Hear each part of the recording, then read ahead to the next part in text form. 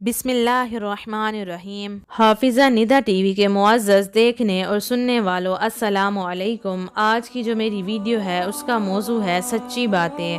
جب آپ کے ساتھ کوئی برا کرے یا آپ کے لیے برا سوچے تو اسے اپنے عمل میں مصروف رہنے دیں۔ آپ کو یہ یقین ہونا چاہیے کہ آپ کے رب کو نیند نہیں آتی، نہ ہی اونگ آتی ہے۔ توبہ کرنے کے لیے کانوں کو ہاتھ لگانا ضروری نہیں، بلکہ گناہوں کو ہاتھ نہ لگانا ضروری ہے۔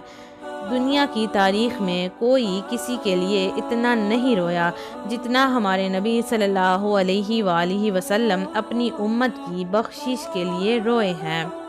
شکل جیسی بھی ہو، آپ اللہ تعالیٰ کے شکر گزار بنو۔ آپ اپنی شکل کے ذمہ دار نہیں ہیں، وہ اللہ نے بنائی ہے۔ کردار کیسا ہونا چاہیے یہ ہماری ذمہ داری ہے، اس لیے خوبصورت کی بجائے خوبصیرت بنو۔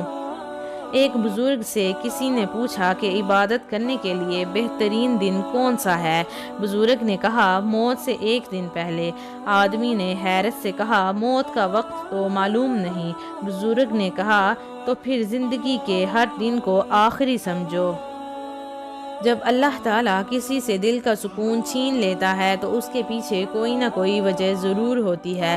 انسان کی بے قراری اور بے چینی بعض دفعہ بہت سے نادانستہ طور پر کیے گئے گناہوں کا بھی نتیجہ ہوتی ہے۔